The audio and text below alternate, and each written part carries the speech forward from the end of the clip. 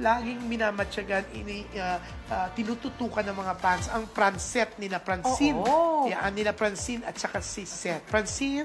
At Seth Fidelity. Actually, nakakatuwa yung mga Francet fans kasi talagang nire-repost nila, sinishare talaga nila yung mga articles ng Abante. Sa tuwing may article ng Abante. Very thankful sila. Thank you. Yes. Pati si John Ling, yung co-manager ng career ng dalawa, di ba? Nakakatuwa yun. Pero balita ko nga, may movie yung Francet. Oo. Ano At yung... ikaw yung PR. Hindi, ikaw naman. Pero ano yung title? Alam mo ba yung title? Francet the movie, charot. Hindi.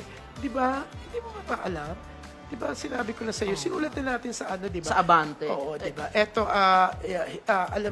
alam ko ang title, My Future You, na according to Rosel Monteverde po, isang, eto,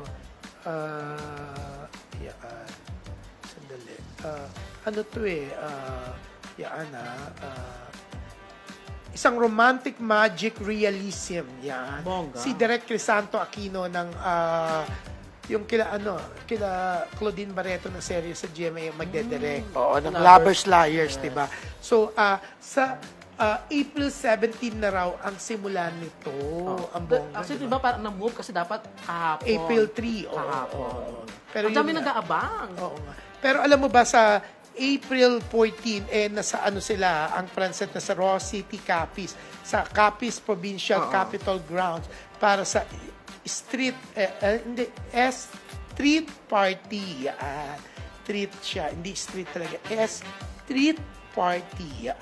Isang kakaibang treat nga daw to para sa mga Francine fans sa Rojas City. Nandun sila, di ba? So, abangan nyo yan. Alam mo, tinudumog sila sa mga out-of-town shows nila. Meron netong bago mag what they call this, bago mag Holy Week na talaga namang sobra silang dinumong ang bongga, di ba?